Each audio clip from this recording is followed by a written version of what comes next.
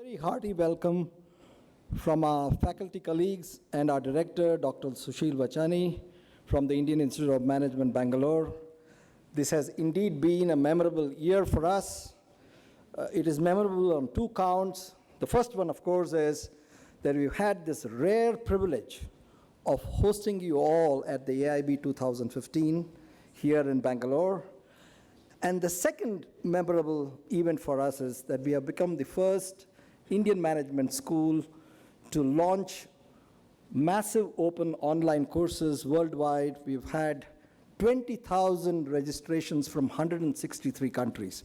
So we are indeed very satisfied and proud of this achievement. And we look forward to a great conference. Professor Ram Mudambi, the program chair, will soon tell you all about the interesting program that he's put together. And we also look forward to a one-on-one interaction in the gala dinner that we have organized in a resort called the Tamarind Tree. The Tamarind Tree.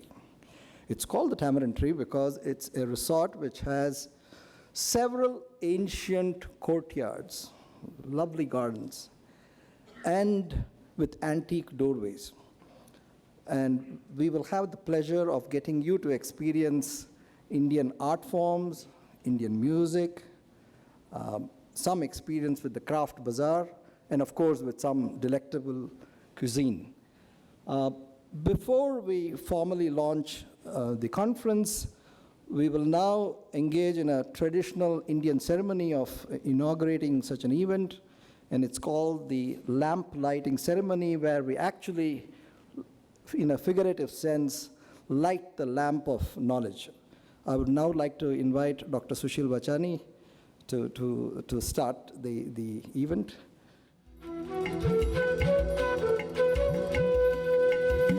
Professor Ram Mudambi.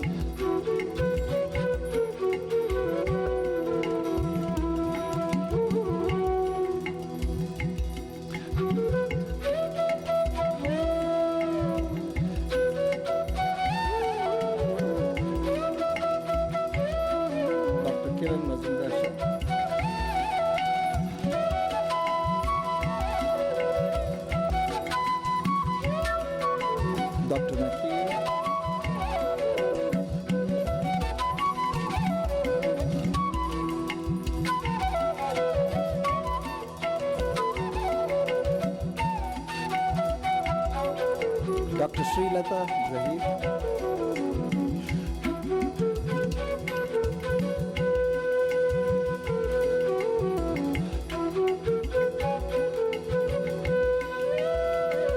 Good afternoon. I'm Nakia Boyeji-Gilara. I'm president of the Academy of International Business. Welcome to Bengaluru. Welcome to our annual meeting. Can't tell you how delighted I am to be here. I'm embarrassed to admit that this is my first visit to India. I was afraid if I admitted this that they might take the presidency of AIB back. Say, what? Professor of International Business, never having been here, but I'm exceedingly excited to be here. We have very few minutes for me to tell you. This is actually the only occasion I'll have to speak as president of AIB to a large audience. So I wanted to tell you how much this organization means to me. I joined in 1987. Oh, I have 3:58 minutes. Okay, I joined in 1987 as a young assistant professor, and quickly this became my predominant organization. I learned so much coming to AIB meetings. I was a straight OB professor whose passion was in the international and cross-cultural management area. I learned my IB at AIB meetings. Our organization, I'm so proud of it. We've changed so much over the last 30 years that I've been involved. We went from an organization that though it was founded in 1959, did not have its first non-North American meeting until 1986 in London, and yet now we're going to all places around the world, no matter what the challenge might be. And I, as the person who led the Istanbul meeting, I could tell you sometimes there are challenges. We went from an organization that had incredibly esteemed male colleagues. We had very few women in the early days of the organization. Our first president that was a woman was not until 2006 with Stephanie Lenway's presidency. And yet, yeah, go Steph. And yet, very quickly after that, we had Marianne von Glenau in 2011. I'm now president in 2015, and I will hand it over to Rosalie Tung, so we'll have a woman handing over the presidency to another woman. We've become incredibly more diverse when you look at our editorial boards and the leadership of the organization all across the board. But I guess the other thing, another thing I'm extremely proud of is where JIBS has become, where JIBS is now. For many of us, it was always the preeminent journal, but now it's recognized around the academic community as a preeminent A-level journal. So go here to John Cantwell and all of the JIBS team.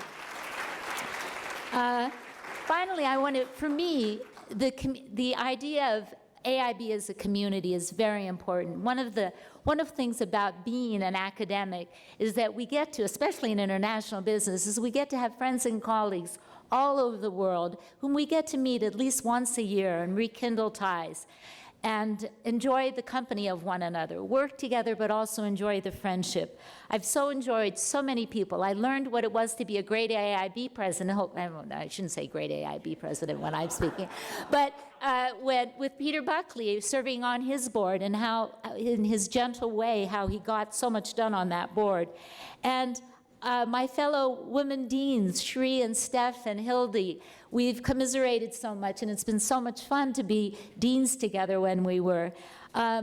Jose de la Torre, I don't know if Jose's here, but he mentored me so much in my early years as a young professor. In fact, he would say, Nakia, there should be a spot on you as you're speaking. I remember him saying that once. So this is, when I first became dean, I remember when the job offer was made to me, I remember saying, I can't be dean, I haven't been department chair yet.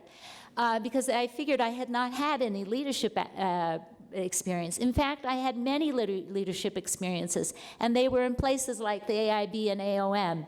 So what I'd like to say is to our younger members especially, is that latch on to this organization and use it for all that it can be. This is where you can volunteer. You can learn many things through those volunteership opportunities. We are as good as our members. So the more you get engaged, the better this organization is.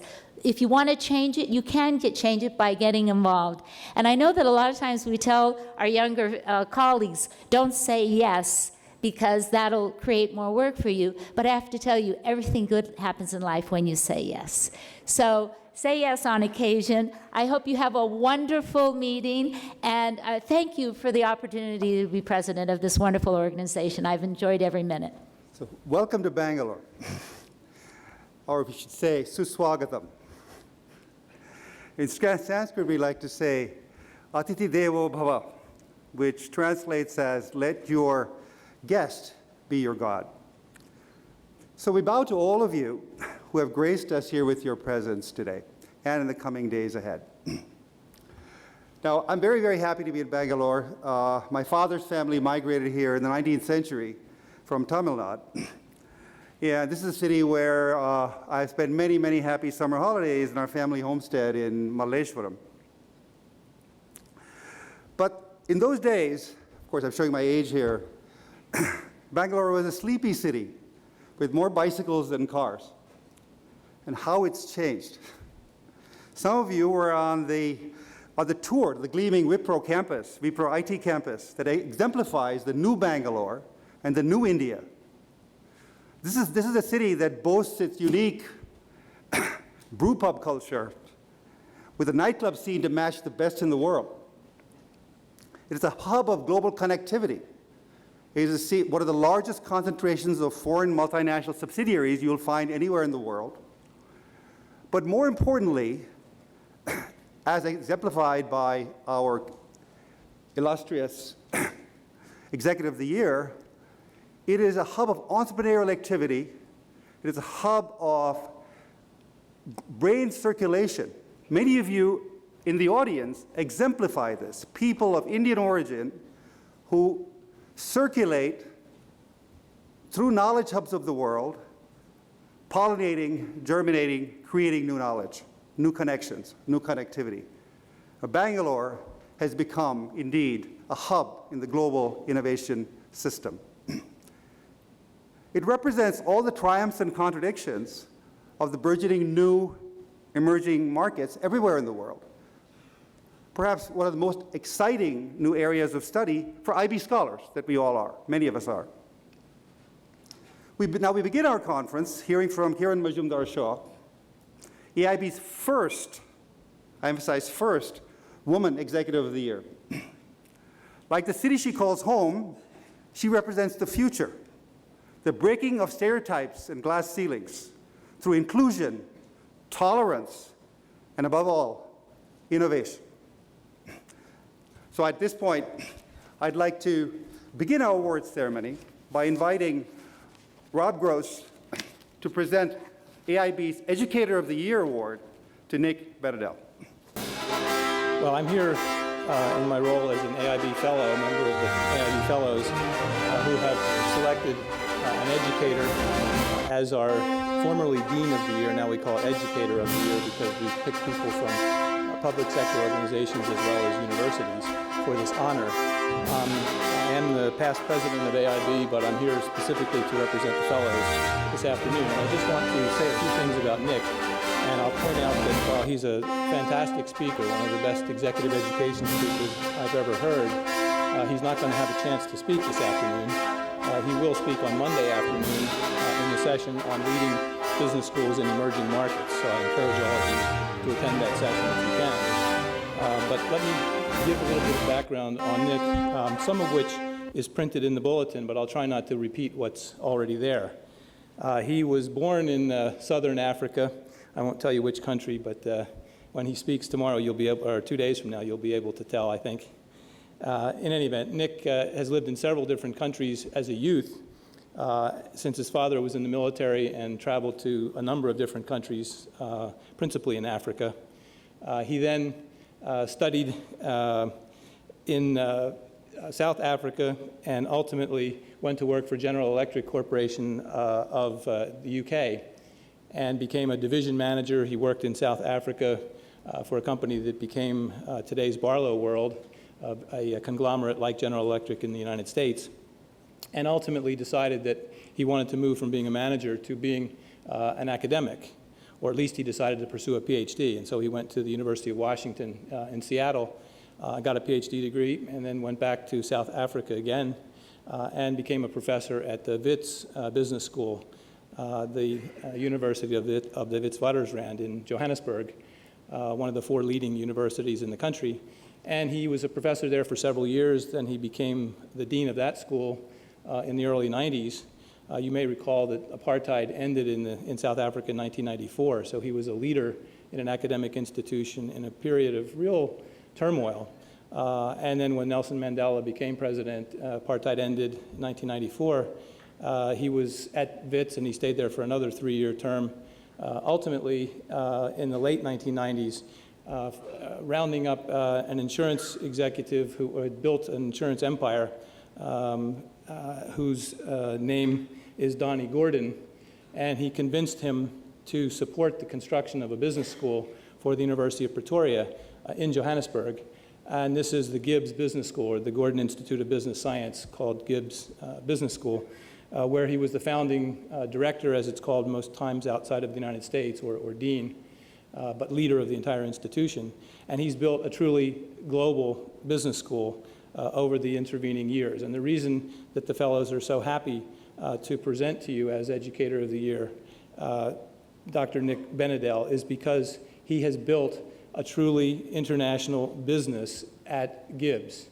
He has recruited students from around the region primarily, but most of the students are from South Africa, and he takes them, or he and his professors take the students overseas for an international experience. When he started at Gibbs, and even before that when he was at Wits, he took his professors for overseas experiences, kind of like the global residencies that we like to take our MBAs on. He took the professors to learn something about another country, whether it was the US or Japan or China or various different countries over the years. So he's been always committed to international understanding. And at Gibbs now, they have the leading executive education program in all of Africa with thousands, I don't remember how many thousands, but I think it's on the order of 10,000 students or participants per year in these programs from all over the region and from some countries outside the region, as well as bringing faculty from Gibbs to clients, not just in South Africa, but throughout the region, in the Middle East and elsewhere. So I'm very, very pleased to ask Professor Nick Benedell to come up here to the stage and receive the award for Educator of the Year from the Academy of International Business. Nick?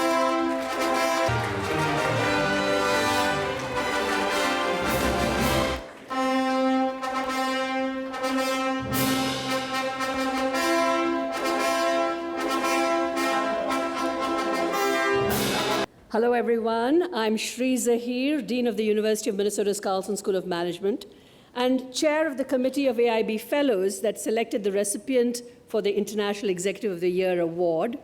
I'd like to tell you a little bit about this award. This award recognizes business leaders who have significantly improved the reputation and performance of their respective firms on the international stage. Recipients are individuals with a reputation for impeccable integrity and a performance track record admired by stakeholders and perhaps more importantly by competitors as well. First given in 1992, previous winners have included Jacques Maison Rouge of IBM, Giovanni Agnelli of Fiat, N.R. Narayanamurthy of Infosys, Stan Shi of Acer, Muhtar Kent of Coca-Cola, and most recently Dominic Barton of McKinsey, and among others. And to this distinguished list, we add today's recipient, who really exemplifies a new, dynamic, entrepreneurial India, and an India that is not just about business process outsourcing and information technology, but an India that can lead in research-based innovation as well. But before I introduce this year's winner, I would like to thank my fellow fellows who served on the election committee with me, Professor Ram Mudambi of the Fox School at Temple University and Professor Ari Lewin of the Fuqua School at Duke. Ari, where are you? There you are. Thank you.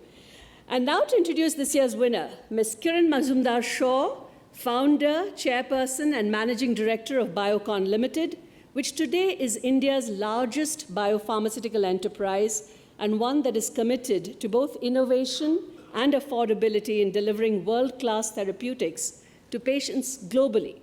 Ms. Mazumdar-Shaw has many firsts to her credit. Qualified in brewing technologies from the Ballarat University in Australia, she was the first woman brewmaster of India.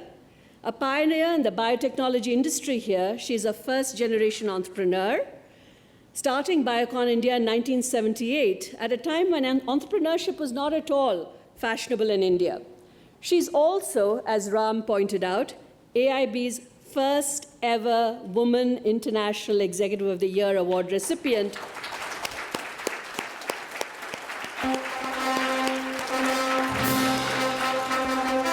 Out of 26 awardees since we've had the award started in 1982. So how fitting that that honor should happen in India, where the status of women is often in question. So what is perhaps most remarkable about Ms. Mazumdar-Shaw is that she leveraged her knowledge of fermentation science to build this enterprise pretty much from scratch, and as all good entrepreneurs seem to do, in the garage of her rented house in Bangalore, with seed capital of 10,000 rupees, and after she was turned down for a job as brewmaster because it's a man's job. Today, the enterprise she built, Biocon Limited, is India's largest biopharmaceutical enterprise and the only publicly listed biotechnology company in India. It's credited with many affordable innovations, including the development of an indigenous recombinant human insulin based on proprietary fermentation technology. Under her leadership, Biocon has become a world leader in developing affordable statins, insulins, and monoclonal antibodies. I have to trip over these. and as importantly, in creating breakthrough innovation in developing new-to-the-world, first-in-class biologic products, monoclonal antibodies to treat diseases like cancers and autoimmune diseases, among others. Biocon is well on track to become a billion-dollar revenue enterprise by 2018, with operations in many countries and exports to over 50 countries. Furthermore, the Biocon Foundation, established by Ms. Mazumdar-Shaw, is involved in numerous health and education outreach programs to benefit the economically weaker sections of Indian society. She has invested significantly in creating a major cancer center here, clinics for the poor, and innovations in microfinanced health insurance as well. Ms. Mazumdar-Shaw, of course, has been recognized with many, many awards, and I won't enumerate all of them, but I'll just mention a few. She's been named among Time magazine's 100 most influential people in the world, as one of Forbes' 100 most powerful women globally. The US-based Chemical Heritage Foundation recently gave her the 2014 Othmer Gold Medal for her work in the sciences. And her most cherished awards are two national civilian awards, the Padma Shri and the Padma Bhushan, presented to her by the President of India for her innovative efforts in industrial biotechnology. She's an independent member of the board of Infosys, and she's also the chairperson of the Board of Governors of our host institution today, the Indian Institute of Management in Bangalore. And believe me, they had no hand in picking her. So, so Sushil, you're off the hook. So without further ado, I present to you Ms. Kiran Mazumdar-Shaw.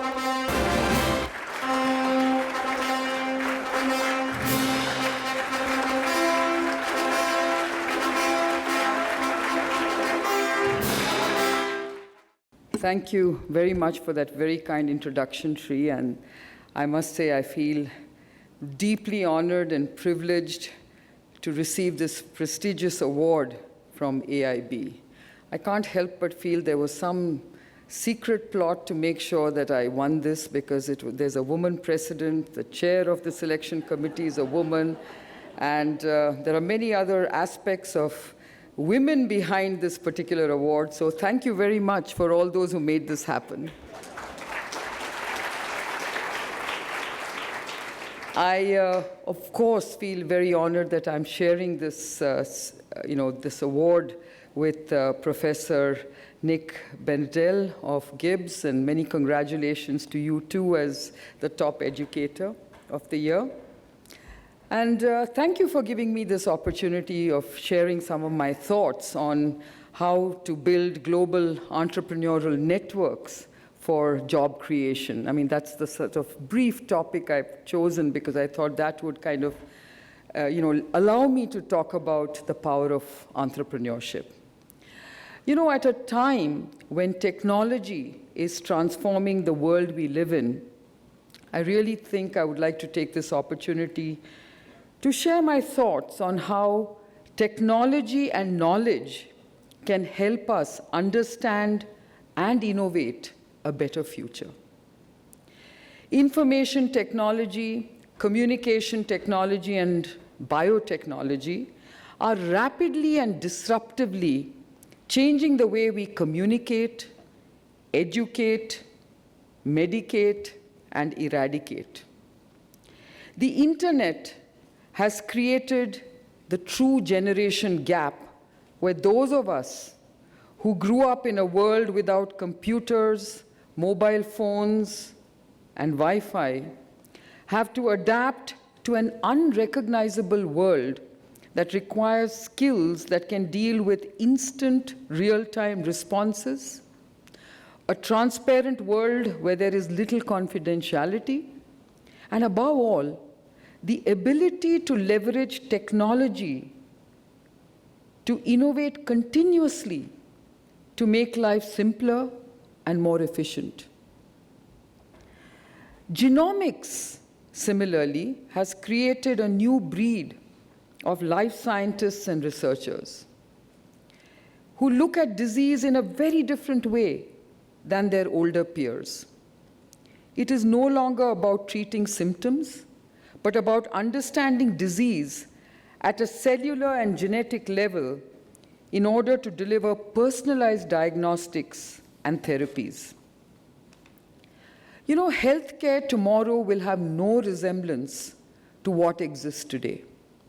Imagine a world where every one of us will have a lifelong genome map that will be tracked for mutations that are linked to their disease-causing potential.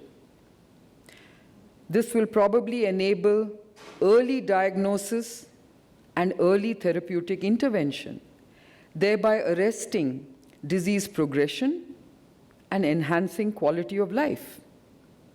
Or for that matter, consider 3D technologies that can print bespoke organs or blood vessels or bones and joints and what have you. Already, advancements in medical science have increased life expectancy in the developed world to over 80 years. Did you know that there are 60,000 centenarians in the US today? And it is estimated that there will be 1 million by 2050. Tomorrow's world will have an aging population, no doubt, but with a better quality of life, where the retirement age will perhaps be 80. Technology, therefore, can be both daunting and tremendously exciting. To me, perhaps, the most transformative power of technology is that of entrepreneurship.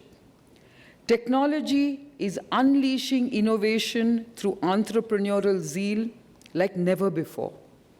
No longer is value creation linked to scale, but to the power of the idea. In 2014, the biotech sector raised $40 billion through venture funds, private equity, and IPOs, the highest ever to date. Add information and communication technology, and this number zooms to 200 billion. These technology-led entrepreneurs are all focused on breakthrough ideas, and believe me, money is chasing every one of these ideas. Not everyone will succeed, but we are already seeing the crazy valuations being ascribed to young entrepreneurs who may appear wet behind the ears in terms of business experience, but smart as they come in terms of innovative business models. Take, for example, Google, Facebook, Twitter, WhatsApp, Instagram, etc., etc. This has created the startup revolution the world over, from Boston to Bangalore, from Sydney to Singapore, and from Trondheim to Tel Aviv. Bangalore is today the startup capital of India and accounts for nearly 30% of the country's startups. It is forecast that Bangalore will soon join the ranks of Silicon Valley and Boston to be amongst the world's leading entrepreneurial systems. And these ecosystems are those that link research, capital, and technology-led ideas to the marketplace. This is what makes them so exciting. The opportunity, therefore, lies in creating more such clusters around the world. And I think governments need to really evolve policies that can create these ecosystems that I just mentioned. Let me now focus on medical and life sciences, where a technology revolution is also taking place in this realm. Cancer is no longer a death sentence, but a chronic disease. Rare diseases have life-enhancing therapies that can save these fragile lives. Miracle therapies that can make the blind see, the deaf hear, and the paralyzed walk. My own company is developing the world's first oral insulin as a tablet. This innovative program had its origins in a research partnership with a small biotech startup in North Carolina in the United States. And this has the potential to be a game changer in diabetes management. However, to a vast majority of the global population, these and other such medical advances are not the wonders of science, but of science fiction. For these developments are far removed from the reality of millions across the world. Forget access to state-of-the-art treatment and therapies. Nearly 2 billion people, or a third of the world's population, lack access to essential medicines. Therein lies the entrepreneurial challenge of affordable innovation. And this is the challenge that I have decided to take on. Life sciences in general provides a powerful synergy between countries that have a strong tradition of science, medicine, and engineering, where academic and commercial partnerships around innovation can create sustainable economic ecosystems. Today, every economy is challenged with employment. India needs to create 10 million jobs per year for the next 10 years to sustain acceptable GDP growth. European countries like Spain, Greece, and Italy need to create employment for half its youth who are currently jobless. Even a country like Australia has to deal with 6% unemployment. I do believe that the job market of the future will not be able to rely on the traditional pillars of lifetime employment in large companies and the public sector. We are likely to see a much more fluid pattern of employment, with people moving in and out of a vast number of fast-moving companies that are small, nimble, and most of all, entrepreneurial. These companies will be constantly evolving and reinventing themselves to adapt with the changing pace and face of new technologies. You know, it's noteworthy that 86% of Fortune 500 companies have either disappeared or dropped off the list over the last 50 years. And the rate of displacement continues to accelerate. As mega companies like General Motors, Pfizer, and Microsoft try to stave off the challenge from the likes of Tesla Motors, Gilead, Google, and others. Creative disruption is radicalizing the marketplace, where leadership is transient and innovation is king. I think I just want to stress that particular line, saying leadership is transient and innovation is king. This is what entrepreneurship in today's world is all about. I remember when I embarked on my own employment journey, as you just heard, it started in Australia, when I graduated as a young brewer and the first female brewer from the Ballarat Brewing School in 1975. My aspiration was to pursue a professional career in brewing anywhere in the world.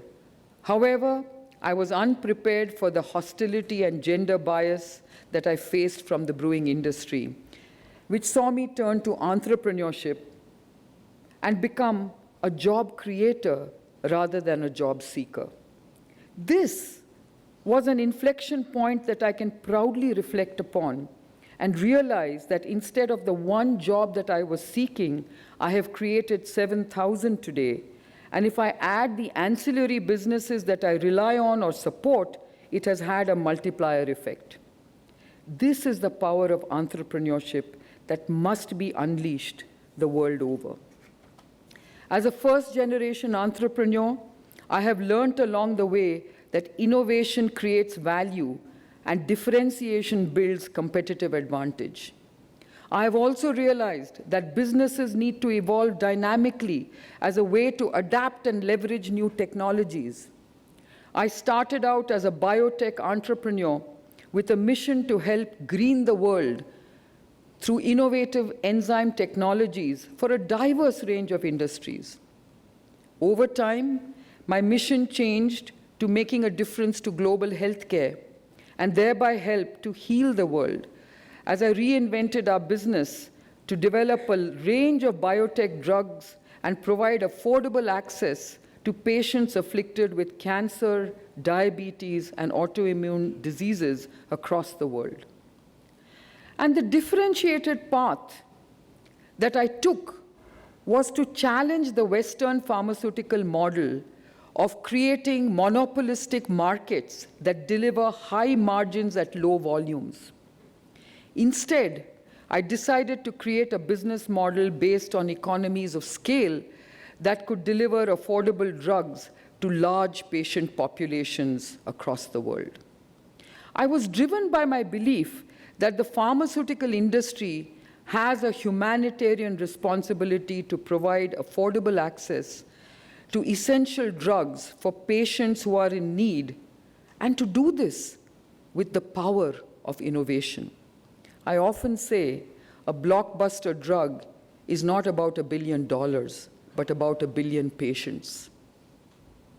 Today, we are focused on personalizing our products for global markets by adapting to new technological breakthroughs in genomics-based diagnostics and smart medical devices that connects us with patients through novel service delivery models. However, this is not through being vertically integrated, but by partnering with multiple providers of smart and innovative technologies wherever they may be in the world. These companies are precursors of what the future holds: a vast and vibrant marketplace of millions of small, medium, and large enterprises symbiotically interconnected to deliver superior and sustainable solutions.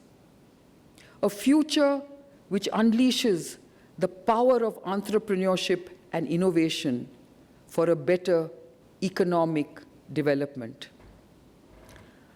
I would like to conclude by saying that the future will belong to those countries and to those companies that can unleash the power of cross-border collaborations, invest in innovation, and most of all, embrace entrepreneurship as an economic model for growth. In closing, I would like to leave you with a few words from the famed primatologist and environmentalist Jane Goodall, who really inspired me and many others in my realm, who said, "What you do makes a difference, and you have to decide what kind of difference you want to make." Thank you.